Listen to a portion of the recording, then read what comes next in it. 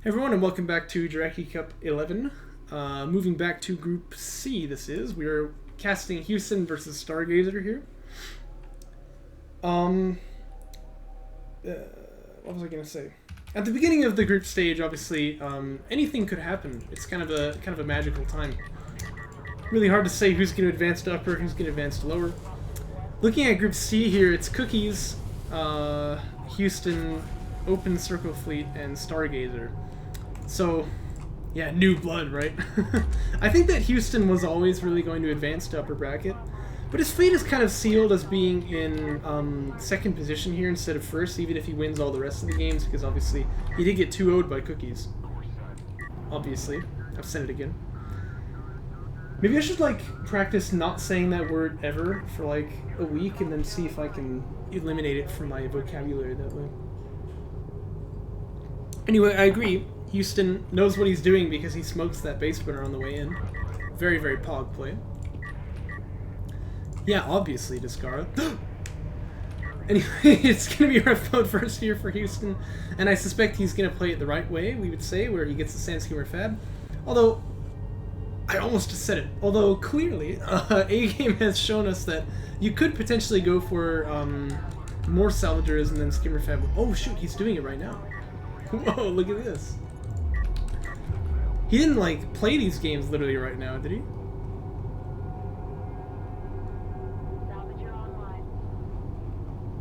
No, I don't think so. Did he lose that game? Oh, he did, didn't he? Yeah, but he had a good early game. I think that netted him the lead. Meanwhile, let's check out what Stargazer is doing. Obviously, he's got a probe so that he can gaze at the stars, although... Oh, yeah, they're there. Beautiful. Other than that, he has got the forward base burner. He's actually built another one, too. So I'm not entirely sure what his plan is here. He's playing Sub-1, of course, so there's no thought to turrets, but he's going to need LAVs if he wants to make this stick. But he's building them. He's got the two long-distance miners ready to go for CU, so this could be some LAV pressure up in the front. Looks like he's planning on getting some extractions out. And actually, Shrike, I must agree, like, when I play Boneyard, I'm just looking at the map like this all the time, you know. Whenever I pan like this, I'm like, oh my gosh. You know, like, I gotta forget. It's really quite nice looking, you know. A little bit blurry, actually. But, you know, that's fine. I'll take that for the frame rates any day. AV fan coming out from Stargazer pretty early here.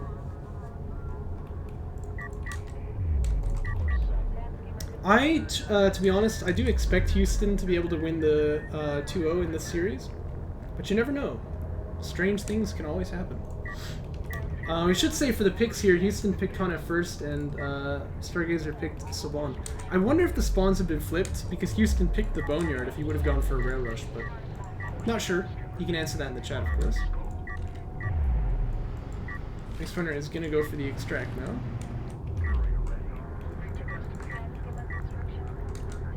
Does get that.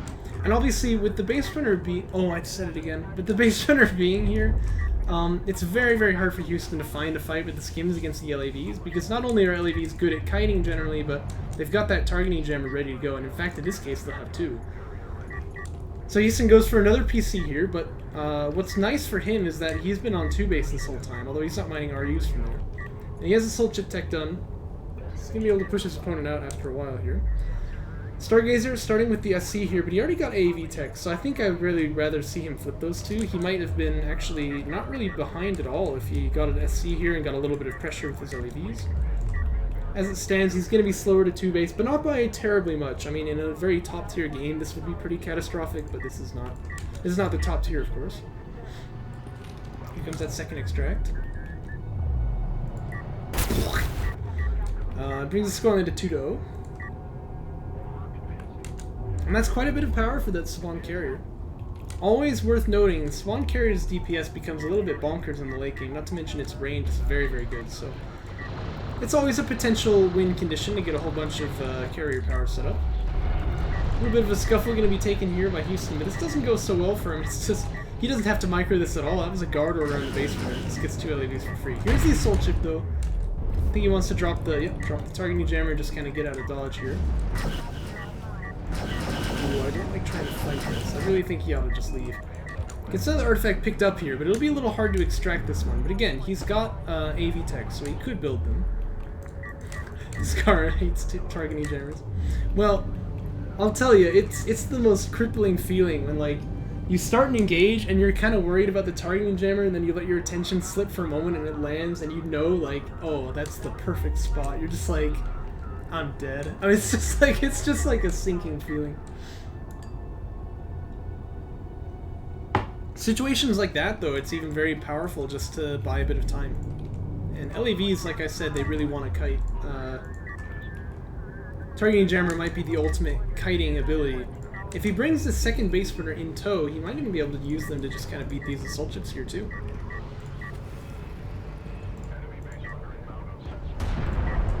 Yeah, because, well, this is only 4 LAVs, so the damage output's not great, especially with Armor 1 being done by Houston.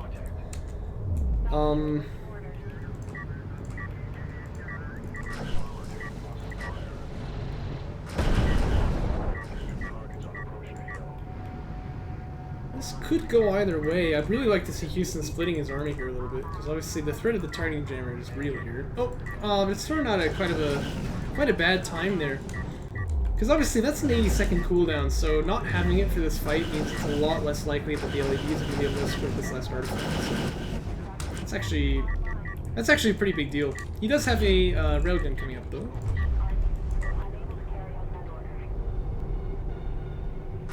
The assault ships are already hitting this base. There's the TJ.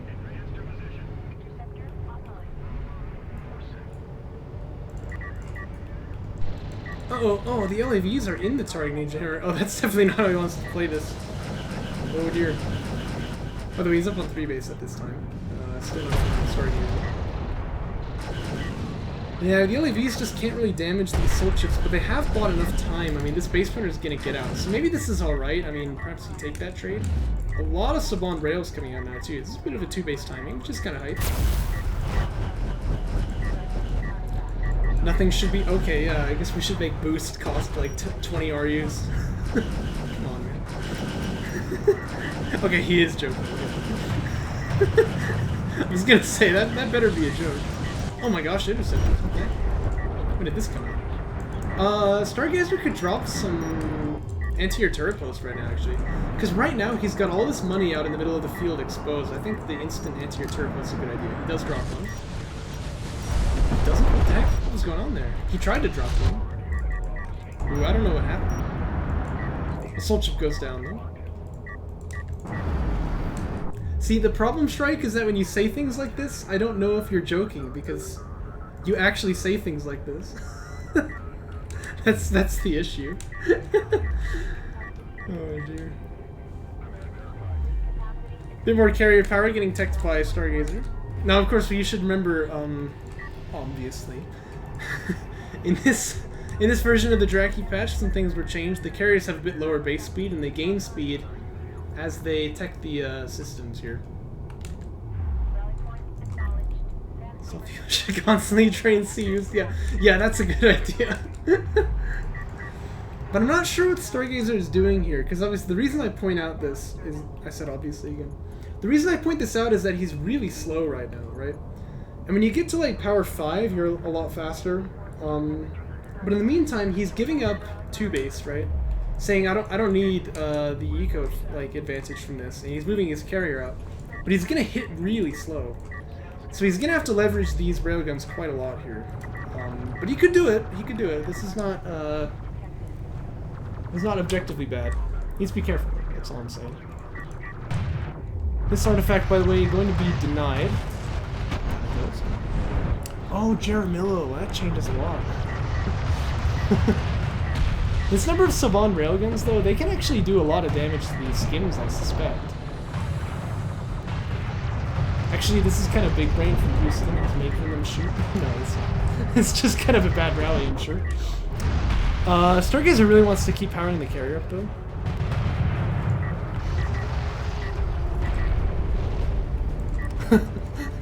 What did I come back to? Well, that's what I'm trying to figure out, too. Stargazer is the spawn here. Houston has bombers. Oh my gosh. I like it actually, because think like the railguns are all gonna die to the interceptors already, but the bombers can hit the carrier here. I agree, by the way, again, I agree. Yeah, I think he lost like 2 rails. I'm not totally sure. He lost one of the assault ships before. You can see just by the units lost tab here, it's not going so spectacular. Oh no, the bombers hit. It's actually 1 base, but he had 2 base. He gave it up for that. So I think actually Stargazer is off to a pretty good start to his tournament career here. But I think unfortunately this game is not going to go so well for him. He saw the air, so he should have been a bit more wary about this move out here. Yeah, those railguns just absolutely getting slaughtered. TJ drops as well on top of his own ALM, which is a little awkward. Of course, you can delete these using the SQ.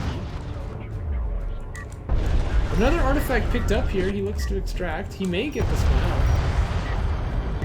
And if this is going to turn into a carrier all-in, that's going to be important if we can get this out.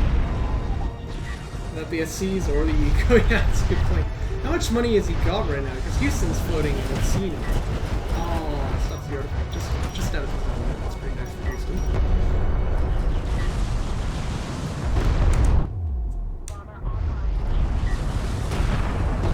Yeah, for sure the power in ALMs is quite a mistake here as well, but I think with the bombers, I don't know what he could do, but then again, a lot of time there, he did have the power in there. I mean, maybe he could actually have gotten a kill, but I just think these bombers are going to do so much damage.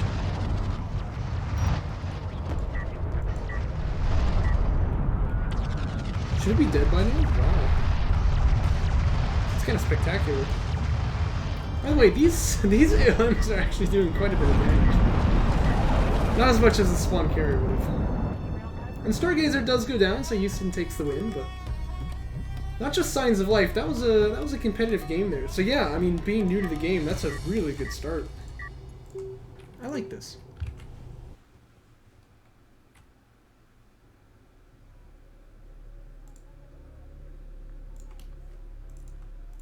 Let's go ahead and load game 2 in. Yeah, because they do like 50 per shot.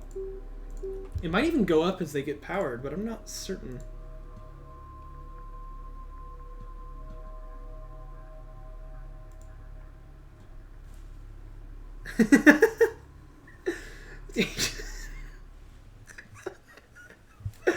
Oh, this is why streaming is more fun than just recording these games, Ben.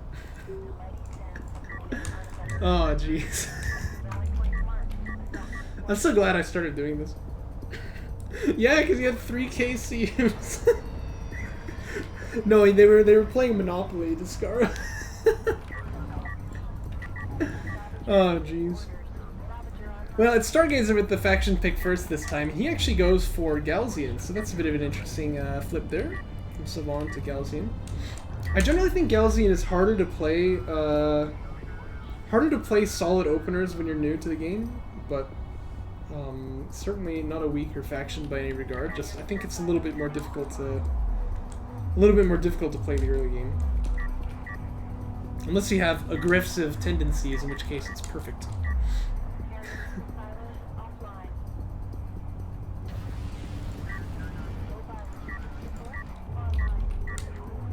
Oof. Minus 90%. Ref mode ready to be teched here by Stargazer. I think that's the idea. No, it's actually going to be a second PC. I noticed this in the last game, though. He actually has some idle salves. If you hit F3, it'll automatically select those. So I can't show you right now because he's the red player, but like, if Houston had an idle, hitting F3 would select it. If we kept 45 coming up for Houston, so it looks like he is going to come frontline with this PC.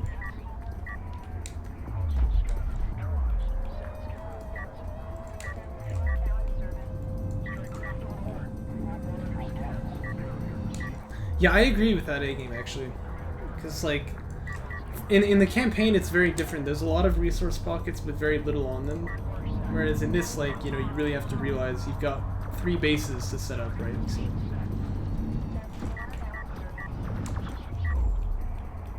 Skimmer Fab finally done for Stargazer. He has the 2 PC. So right now, striker majority goes to Houston for sure, but Stargazer will be able to get it back in just a moment as he does have the Spirit production. But Houston with that Railgun tech coming out, he doesn't see the second PC just yet. So let's watch to see when he catches it. Okay, now he knows.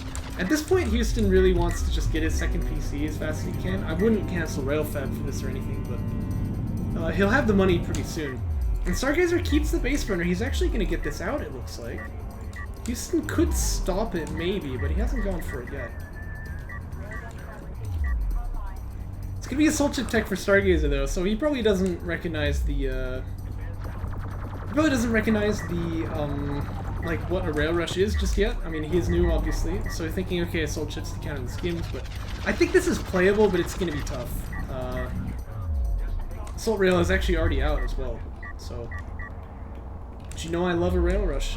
I love a good Rail Rush. He hasn't gotten that second PC yet, though, so definitely there's a vulnerability if Stargazer just keeps spamming Sand Skimmers right here.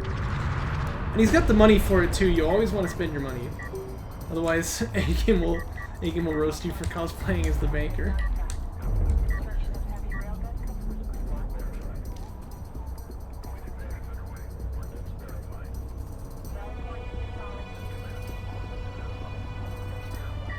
Not a bad build. Yeah, I agree. This is fine. It's gonna be a little tough against the Railguns though. So I do worry a little bit for Stargazer. But Houston still no PC coming out here, which is a little bit interesting.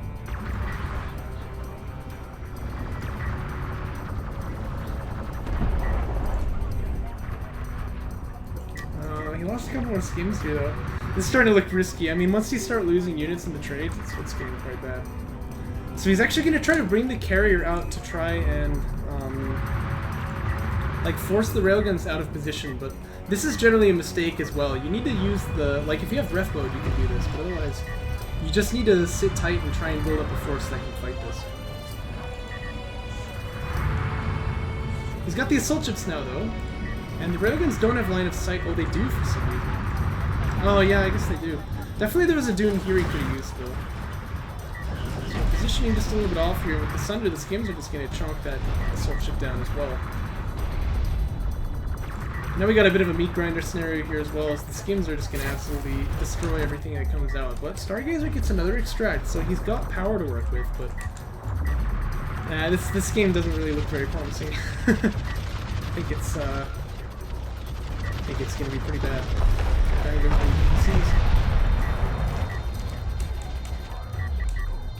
Yeah, the reason Discard is surprised by the BBB Rail Rush is because Assault Chips first is quite difficult to pull the Rail Rush off against, but obviously Stargazer being new, he doesn't know all these refined build orders, so... And I have played many games of Noob Stomp Rail Rush, so... Houston's really living the dream, if you ask me. Carrier will fall pretty soon here, looks like. Skims just stay to get vision. I think that it's a really big mistake for Houston to not have that second PC coming. He's got it coming now, but really, really important that you don't let your opponent just stack the skimmers on you. Because there was a vulnerability where I think Stargazer could definitely have come back from this game, stacking skims and then just coming out with overwhelming force. And for now, he's taking the interceptors just to try and do something. But unfortunately, I don't think there's really any time for those to come out. The game's already pretty much sealed here. 3 heavy railguns, that's really quite a luxury for Houston. He's very happy if he can build more heavies.